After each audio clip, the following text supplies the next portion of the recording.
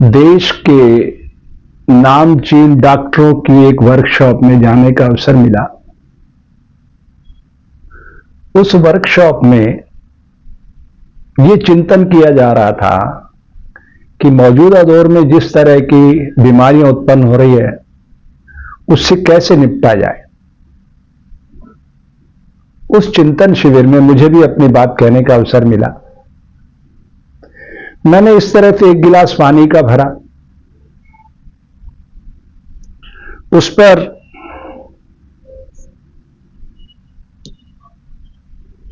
ऐसे एक रुमाल ढक दिया और उन सबसे पूछा मैंने कि मुझे बताइए, अगर मैं इस गिलास को उल्टा करूं तो इसमें जो पानी है वो गिरेगा या रुकेगा। अधिकांश डॉक्टरों ने पता है क्या कहा? पानी गिरेगा। आप भी यही सोचते हैं कि पानी गिरेगा, लेकिन पानी नहीं गिरेगा। ये जो मानव शरीर है इसमें तो बड़े बड़े खुले 10 द्वार हैं, बड़े बड़े द्वार। फिर उसमें रक्त कैसे घूम रहा है? प्रकृति के इस रहस्य से जुड़ने के लिए भारतीय ऋषियों ने योग प्रस्तुत किया। अब देखिए आप, मैं इसको पूरी ताकत से इसको बंद करके और उल्टा कर देता हूं। ये पानी इसमें रुक गया, थोड़ा सा गिरा। क्यों गिरा? जब तक उसका एंगल सही नहीं था तब तक पानी गिर गया, लेकिन जैसे ही एंगल बना पानी रुक गया। समझ रहे हैं आप इस बात को कि नहीं? तो सारा खेल इस शरीर के भीतर एंगलों का है, एंगलों का। ये देख लीजिए आप।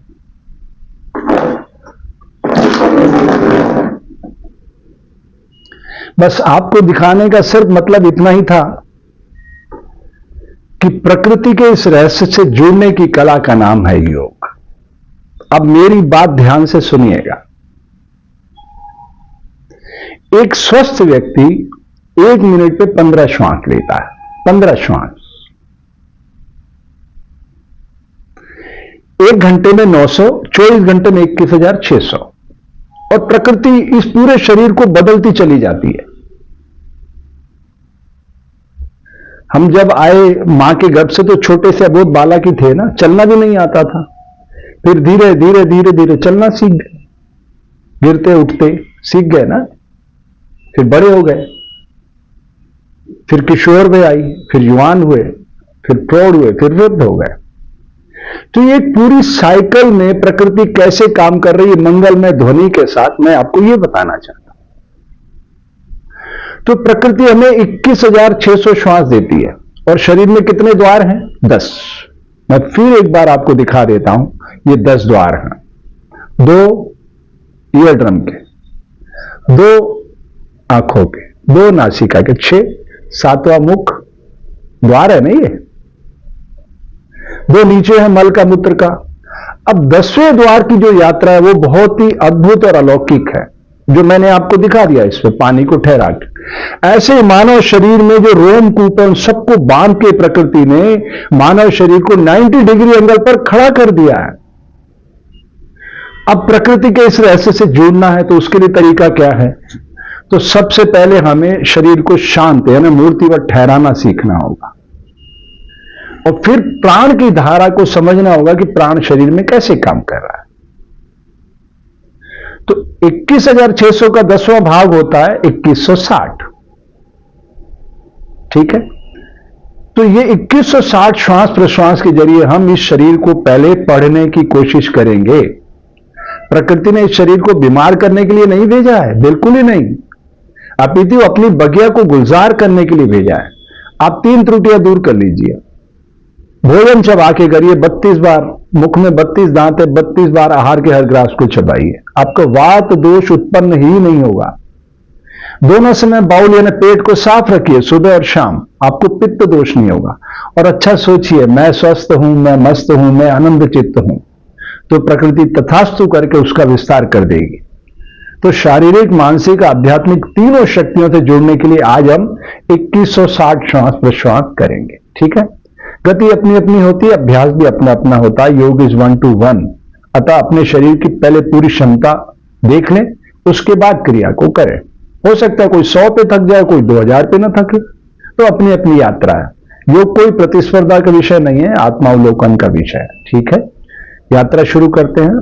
यात्रा शुरू करने से पहले मैं फिर आपको याद दिला दूं, ये एक पूरा अभियान है इस धरती पे सरल तरल प्रसन्नचित मानव को लाने का। अतः आपसे अपेक्षा करता हूं कि आप इस YouTube चैनल को सब्सक्राइब कर लीजिए।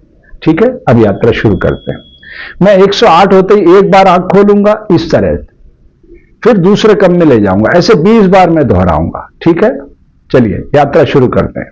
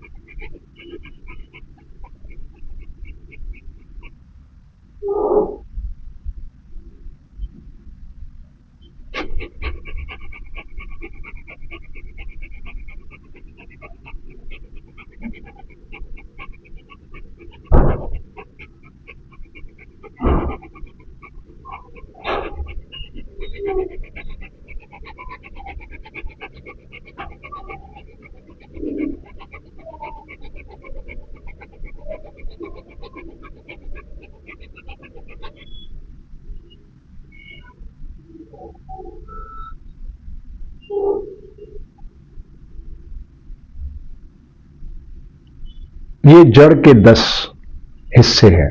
अब 10 भाग चेतन के, वो बहुत शक्तिशाली है, बहुत ही शक्तिशाली।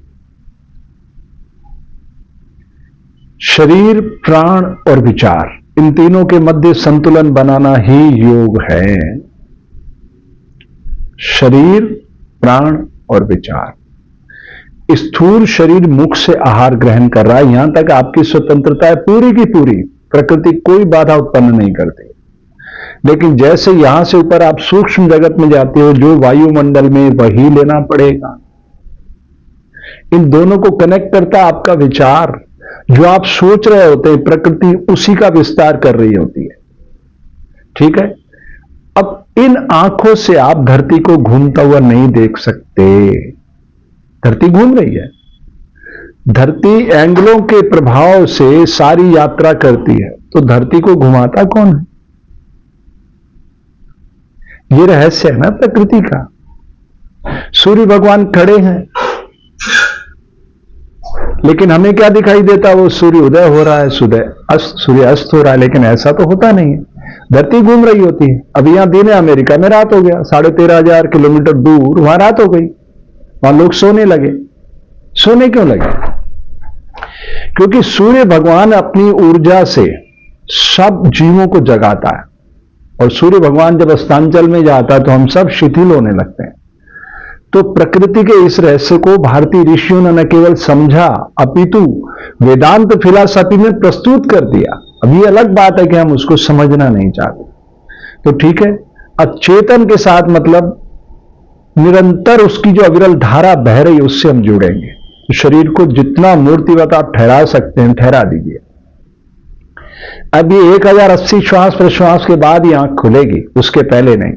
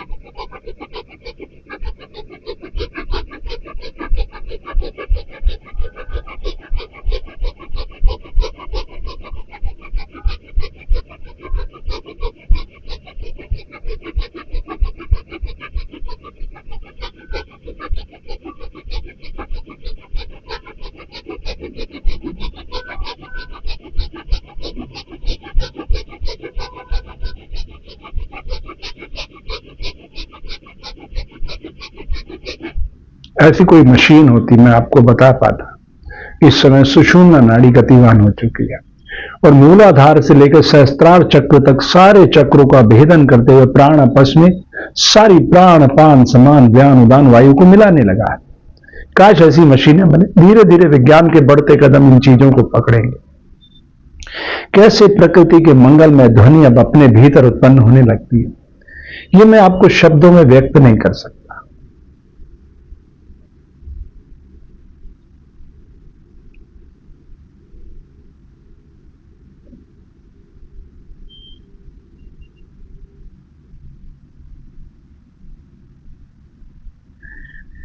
इन्हीं कानों के जरिए जो ध्वनि थी धीरे धीरे धीरे इतनी विराट हो गई, इतना माधुर्य है उसमें, इतना आनंद है जिसे शब्दों में व्यक्त नहीं किया जा सकता।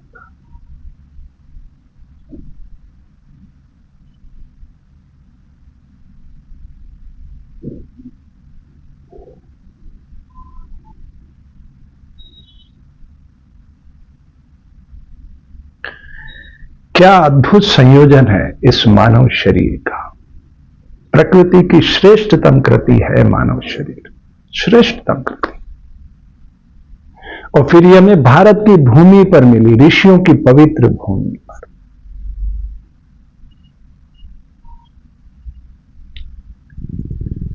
आसन के प्रभाव से आप शरीर को स्वस्थ रख सकते, बाह्य शरीर को, आसन के प्रभाव से।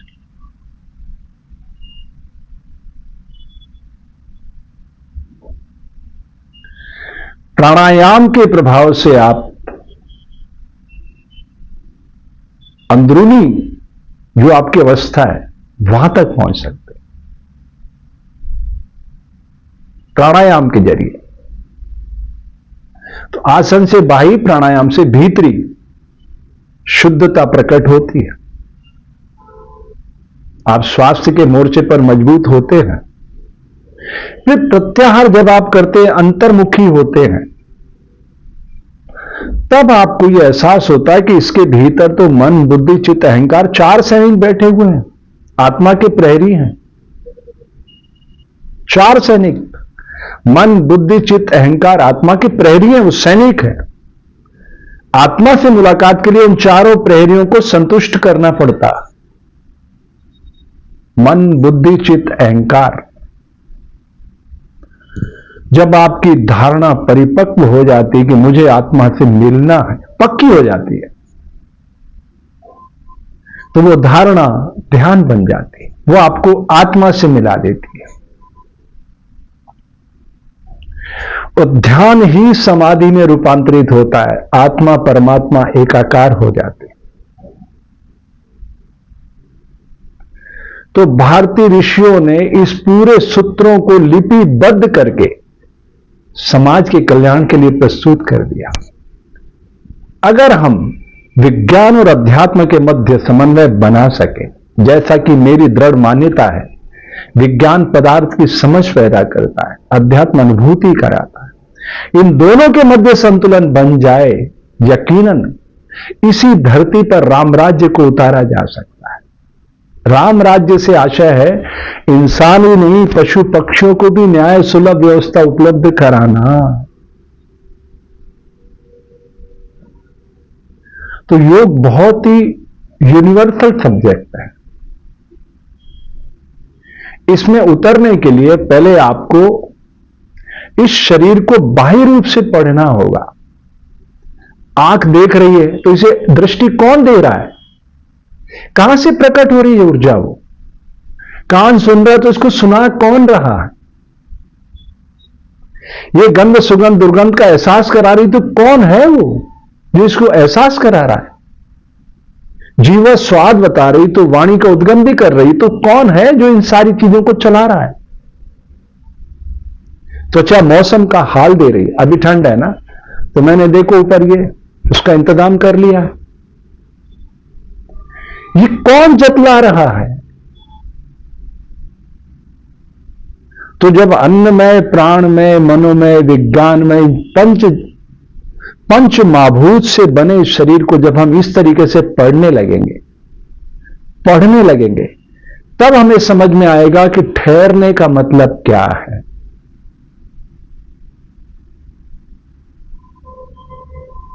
आप सिर्फ शरीर को नहीं ठहरा रहे हैं, आप उस शरीर के भीतर से सूर्य भगवान को प्रकट कर रहे हैं ठहरने पर, क्योंकि वो उसका स्वभाव है, सारे जगत को प्रकाशित करना।